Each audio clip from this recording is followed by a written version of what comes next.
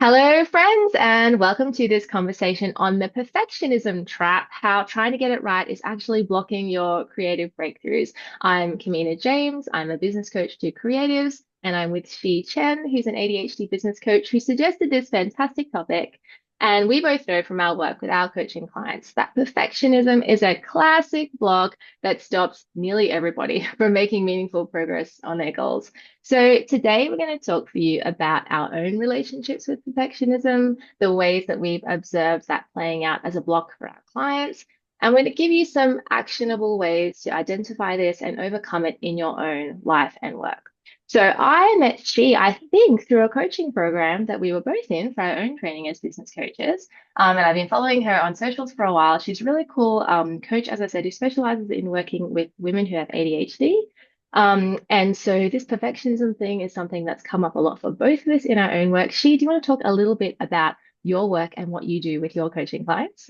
Yeah, absolutely. Thank you for so much for that introduction. So really, I love helping women who are either self-diagnosed with ADHD, officially diagnosed, or just suspect that they have ADHD, but Hmm. or just are it's pretty sensitive in the way that they approach the world. And so what I love to do is help them to just create like a psychologically safe work environment. Typically, Mm, that's through their own business, or it could be if they're working for somebody else as well. But really helping them to understand kind of like their own brilliance and how to be able mm. to let that like shine a light on that while also being able to make money doing what they love as well. That's so beautiful. I love what you said about feeling psychologically safe. My whole nervous system just went, oh, yeah, that's what I Yeah. need. That's so good. Cool. And as I said, I work mostly with creative people. I'm a long-time freelance creative myself, and now I mentor other creative people to make good money out of their creative work so that they don't have to be beholden to a 9 to 5 job because I work with a lot of people who don't maybe have the capacity for a 9 to 5 job. I also work with a lot of ADHDers.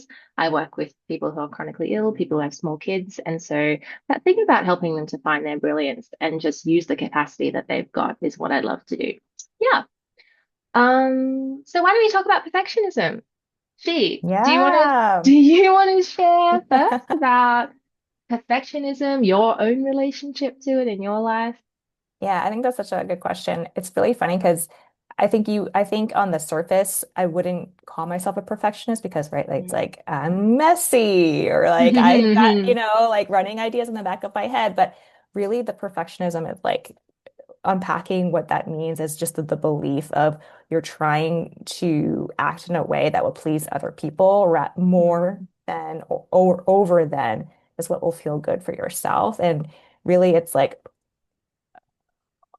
really based in a sense of shame, right? Of like, Mm, oh my gosh, like I'm not good enough. I have to like work at something on the outside to make it right so that fill in the blank, so that I can be accepted, so that I could be loved, so that I could be popular, mm, whatever. I can mm, make more money, that kind of thing. But so I think perfectionism can be so interesting because mm.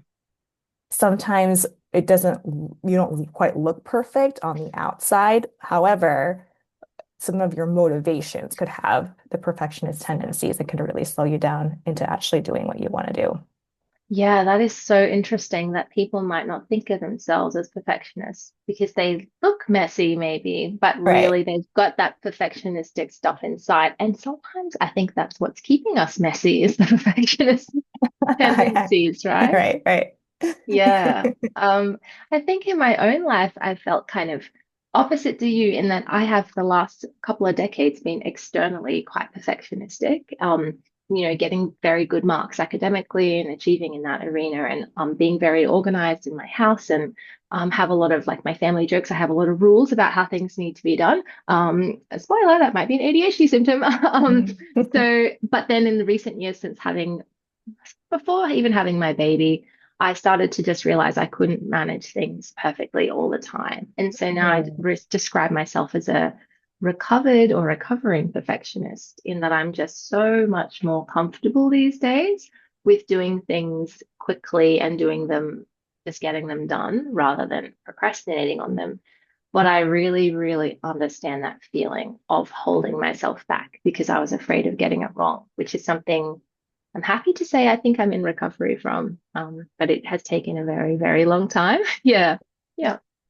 Yeah, Um, I love that you said that. So would you say that it sounds like motherhood was almost like the catalyst of you had like was like undoing some of the external mm, perfectionism so that you can, I yeah, just think live it a little was. bit more freely. Yeah, yeah. I think it was the final nail in the coffin. I think I'd been recovering from the perfectionism for some years before that and being softer and softer on myself. But it was almost like a choice, like I'm choosing to be more relaxed and less perfect. Whereas once I had a baby, it's like it's not a choice anymore. I can't, You just gotta do I can't do this. I it. can't be perfect anymore. So I just have to be gracious with myself. Yeah. Yeah, Yeah. How do you see this happening in your clients? Because you probably see the same things happening over and over again, right?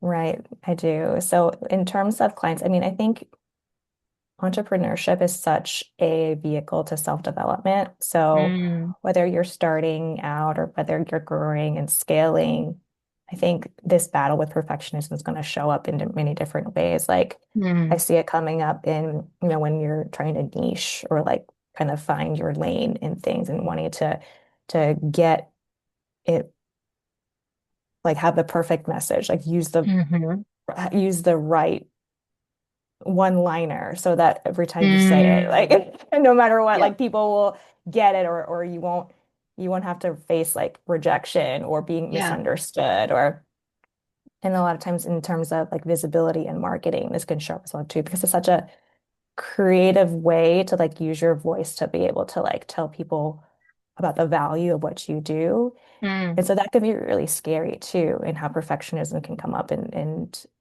make you want to get your Canva images just right. Yeah.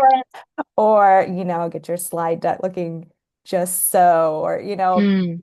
those little things of the details of wanting again to like look a certain way, come across a certain way, and not in a sense of like, of course you want to be professional, but in a way of, if I'm so nervous that if that people will find out, Mm. right, that Yeah. I don't have it together. So it can come up in many different ways. I mean, during sales as well too, of Yeah. really maybe like trying to craft the perfect offer of what everyone else is doing and Yeah. not what would be best suited for you Yeah. Yeah, in definitely. many different ways. How about you? I What do you think see? I think when you said the niching thing, I was like, yes, people are so resistant to picking one thing they're going to focus on because they think that they have to get it perfect. And I Hmm. always say to my clients, not only is it allowed to change, it will change. Oh, That's normal. absolutely. That you start doing something and then you realize it's not quite working, or you tweak it a little bit, or you figure out what people really want and then you change to that. But you can't do that until you've started. And so I always try and encourage my clients, your niche will change. So Hmm. just pick something and get started. But I think normalizing that, and that's very hard for a perfectionistic mindset because we think we've got to get it right and continue doing it. And if it changing is somehow failing or changing, like, you know what I mean? That if we'd got it Hmm. right in the first place, that it wouldn't have changed. So I think getting out of that mindset is really important.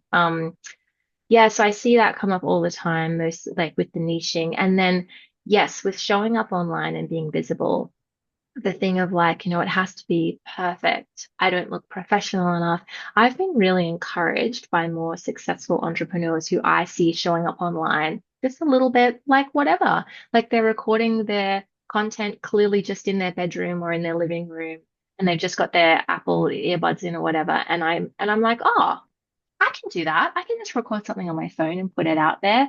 Um, I remember reading in Denise Duffield's Thomas, one of her books. She's got ADHD. I don't know if you know her. She's Australian, but she's quite well known, and she does a lot of Hmm. work around money mindset. And she's an ADHDer, and she says that so much of her business is held together with sales pages and things that she chucked up there and thought that's not really good enough. It's just a placeholder. I'll come back to that later. And some of them are still there years later. And meanwhile, she's made literally millions of dollars. And I find that very Mm. encouraging just to be like, look, someone who's actually quite successful, sometimes her sales page isn't very good. And she just threw it up and thought, I just got to get this done and I'll do it. I'll fix it later. And then she never fixed it and it was fine. Like, so I mean, I think about that a little bit when I'm trying to encourage myself and my clients to just do the thing and not worry about it being super perfect. Yeah. Yeah. So what do you say to your clients? How do you help them to get over this stuff? Like, can you think of a recent example, maybe where you've seen a breakthrough or something that comes up a lot with you and your clients? Yeah, I think just like again naming that that's what's happening because Mm, sometimes you're like, oh, again, like maybe I just have to get better at sales pages, mm, right? And yes, like to a certain extent, that could help. mm, But if you're able to name like, oh, the reason why I feel like I can't put this out there is because I feel like I have to earn more credits before I can consider mm. myself an expert, or or like, Yes. oh, I feel like again, I have to choose the perfect brand colors, or those types of things. Like Yes. you're able to kind of name that, then you kind of can deal with it a little bit Yeah. more. Yep. Um, and I think it's really interesting that I've noticed with people when they pursue creativity, it's like there's probably a time in their life where they had like a teacher or a mentor or maybe a Mm, parent or somebody who was like overly critical about stuff like mm, this. And that was probably where this came from, mm. right? Was like the development of that inner critic voice of saying, like, it's not good Yes. enough, I have to work harder. And being able to sort of like rewrite that in a Yeah. sense of like asking yourself, okay, well, if like, what's the message that you needed to hear?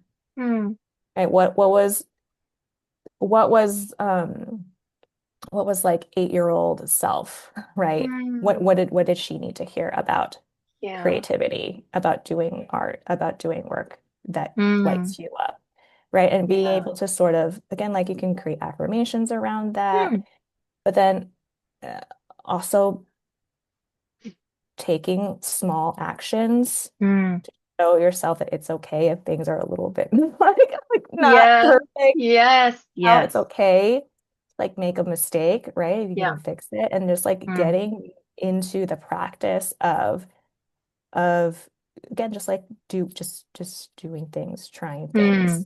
things, Yes. and making some small improvements too. Mm, Um, so that's definitely one way that we can tackle that. What mm. about you? What do you think?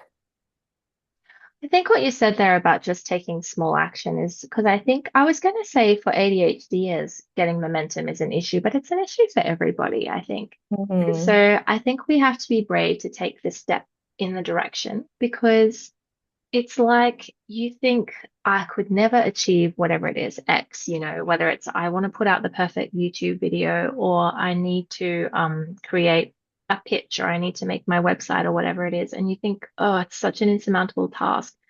If you can just start putting it out there with little steps, I think, and get the momentum, I think that's really really important. And then another way to get, because you'll take one step towards it, then another step, and all of a sudden you're doing things that a few weeks ago you thought you'd never have that done, and now it's done. I think that's really empowering. And then the other thing I always tell clients to do that I think is also important for momentum and just making the creativity happen is I like to get people to announce things publicly even before they've made them or before they've done them. So it's like, okay, I'm going to be launching my website on the at the end of next month or whatever it is. I'm ready to take coaching clients from September, or I'm having an art show and I've booked the venue. It's going to be on at this date.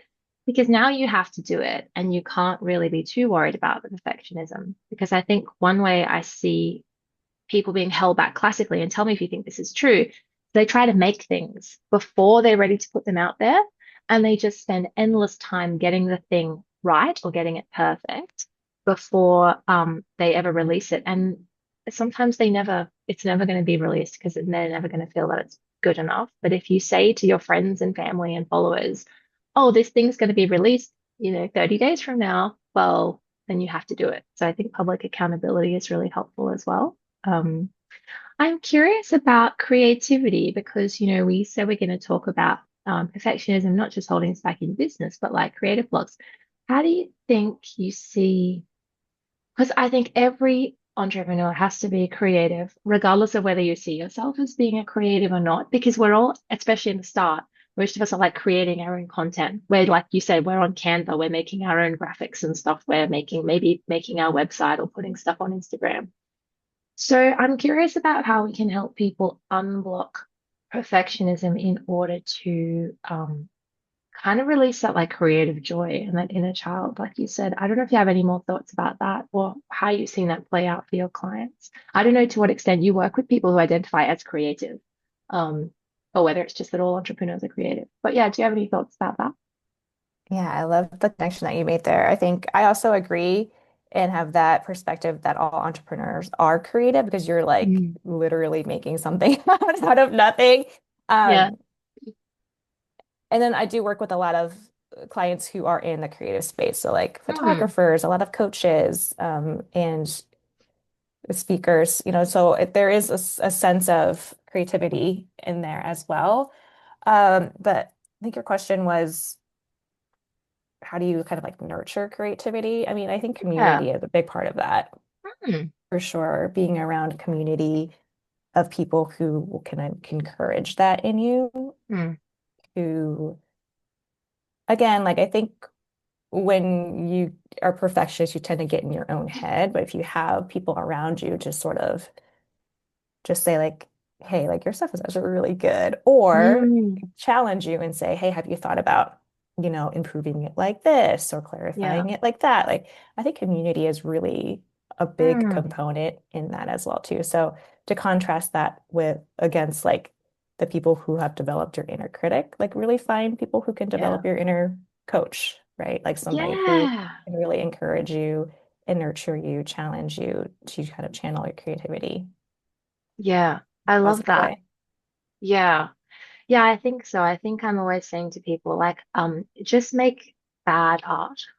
Yeah. Or or like I have a client I have a client at the moment who's she wants to kind of get started on YouTube and make YouTube videos. Like she's creative and that's how she wants to put her content out.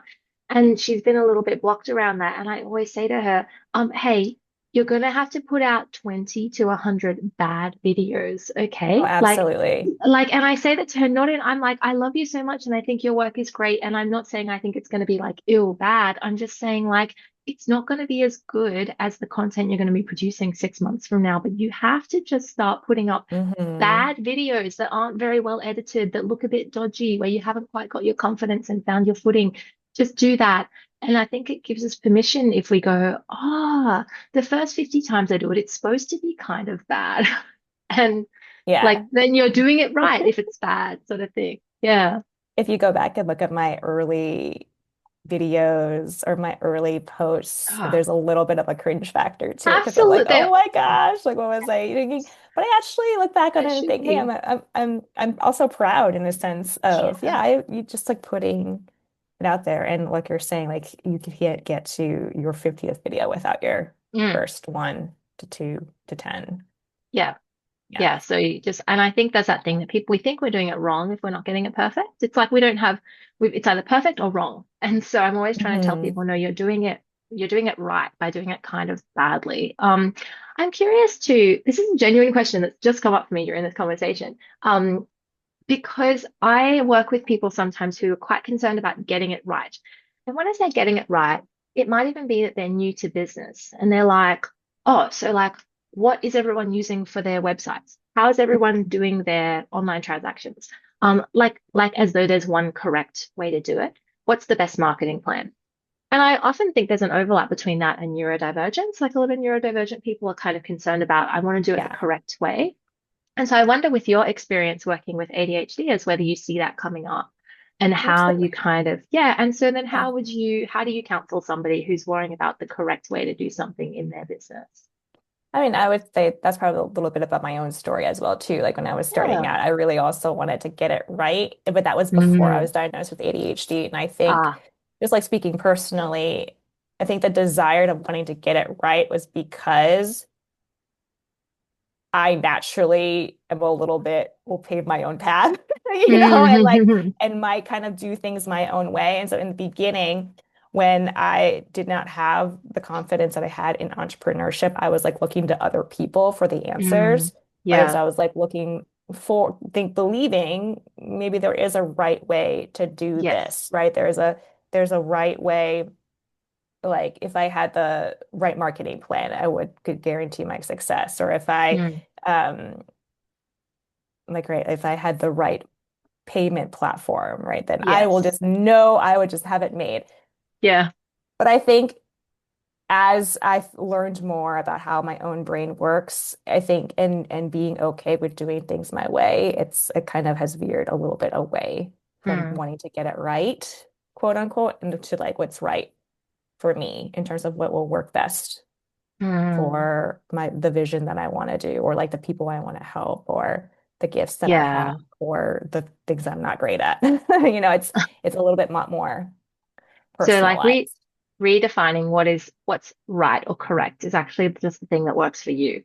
Like, Exactly. yeah, I Yeah. think that's so true. I had a client the other day saying to me, we're talking about setting her rates, and she was looking up kind of the average rates for her industry, and but I'd advised her that she needs to know what her take home rate is and then add some on top of that so that she, can pay her taxes and stuff and still take home what she wants. And she was looking at this rate and going, okay, but am I supposed to add this on top of that? My answer to her is like, you can decide. Like it's just however much money you want to take home. Like you don't need to, it doesn't Hmm. have to be the same as the industry average rate or, I don't know what other people are calculating their rates on. What do you want to do?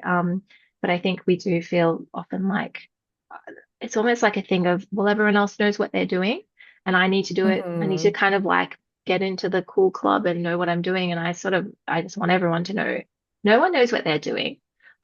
Me and she didn't know what we were doing when we started out. And even now, often there are things that come up all the time in my business. I just Google it and figure it out. There's no qualification that you have to be an entrepreneur. Um, yeah, and same with when you create stuff, your website, your creative content doesn't have to look like anybody else's. Just do something that reflects you. You're getting it right. I wish more people knew that. Yeah. Yeah. Well, maybe this is a good time to move into takeaways then. Do you have any mantras or concrete actions or techniques that you would love to share with anyone who's listening to this and thinking, oh, I would like to get unstuck. This might be me. This is speaking to me. Have you got any advice, takeaways? Yeah, I love the mantra, done is better than perfect. Yes, that's one of mine too. Just like getting it done, get like deciding and then getting it done will teach you a lot more than spinning in your own Hmm. head.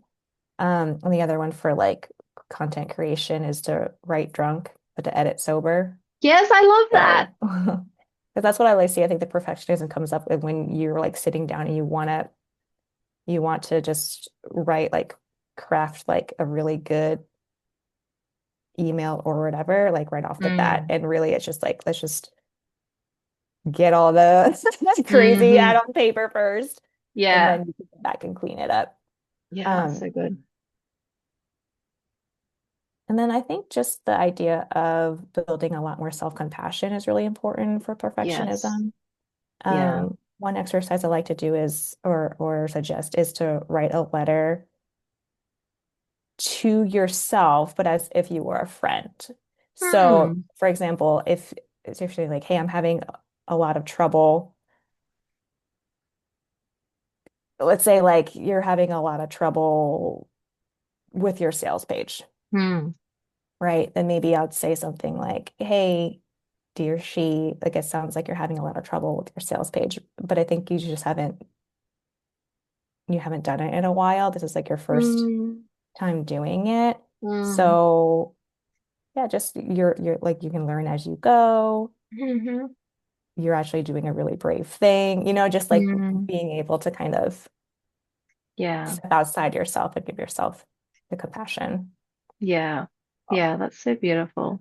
I really appreciate that you bring that to the table because I think I'm a bit like more like just do it. Just do it, person. Like just get it done, girl. Because my mantras are like, sell it before you make it. which doesn't have to mean actually sell it. It can just mean announce it or make a plan for it or put it on the calendar or get yourself accountable to someone else. But like sell it before you make it so that you can't be held back. You just got to do it. And then the other one that I say to myself all the time, which sounds, I don't think maybe people think it sounds mean, but I don't think it's mean. I think it's freeing. It's just no one is paying that much attention to you.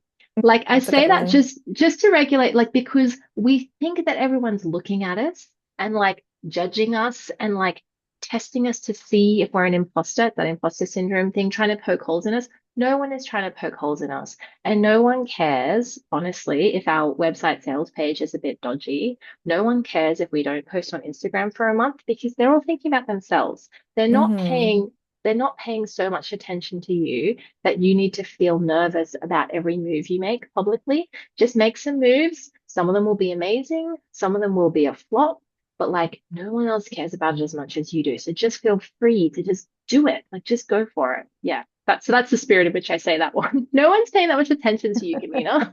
Just post it or don't post it. Doesn't no one cares except for you. You know? I love that one. Yes, I use that one a Yeah. lot. Cool. Is there anything else that you want to share with before we wrap up? Anything that you thought, oh yeah, I really want to make sure people walk away from this conversation having heard this?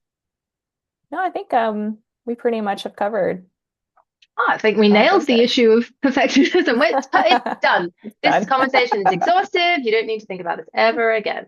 Okay. Well, why don't I tell people where they can find me and then you can tell people where they can find you? Yeah, that sounds great. Yeah, so like I said, I work with creatives, either aspiring newbie creatives or people who've been in creative business for a number of years, freelancers, side hustlers, or full-time entrepreneurs. I help you to focus in on an income stream and grow that income stream so that you can have a stable, steady stream of money and not have to do a 9 to 5 if you don't want to. Probably the best place to find out info about all my stuff is kaminajames.com. I run a fantastic group coaching course for creatives with live group coaching twice a month and group accountability. So you get that community that she was talking about. I also do one-on-one, and I have a free Facebook group. It's called Creatives Getting Paid because that's who we are and that's what we do. So you could search for Creatives Getting Paid on Facebook, or you can find me on Instagram at Kamina James, where I don't post a whole lot because I don't worry about being consistent on social media, but I am often there in my Instagram stories and love to chat to people that way. What about you, Shi? I I was sorry, I was like distracted by your beautiful summary. But I'm she. I love, okay, so if you're listening and you're like, I think I have ADHD or I have ADHD, but I can't quite like tame it or understand it or just accept it, then I would love to help you to be able to do that because it's something that if it's misunderstood, it can kind of rule your life rather than you taking ownership of it. And so that's what I love to help you to do, specifically in your work sphere, but it's going to impact all the other areas in your life as well too. I approach it in a very like solution focused, self-compassionate, simple and strategic kind of way. Mm, But the goals are really, again, just to help you to make money, but also to have a more focused and fulfilling life as well mm. too. So if that's something that you're like, okay, I really would love help with that, then my website is shichencoaching.com. I am on the Instagram, she.chencoaching, and I do offer a free coaching call to 3 people every month. So if you're interested in some free coaching, you can apply for that on my website. Yeah, and I can confirm she is a great follow on Instagram. She's way more consistent than I am, and she posts really good tips for ADHD business owners and just ADHD women or creative, busy brain people in general. So go and check her out there. Cool. Well, thank you everyone so much for being with us today. I hope this has been really, really helpful for you, and we would both love to connect with you. So please come and find us on socials. We'd love to be your friends. We'd love to serve you in any way that we can and have you as part of our communities.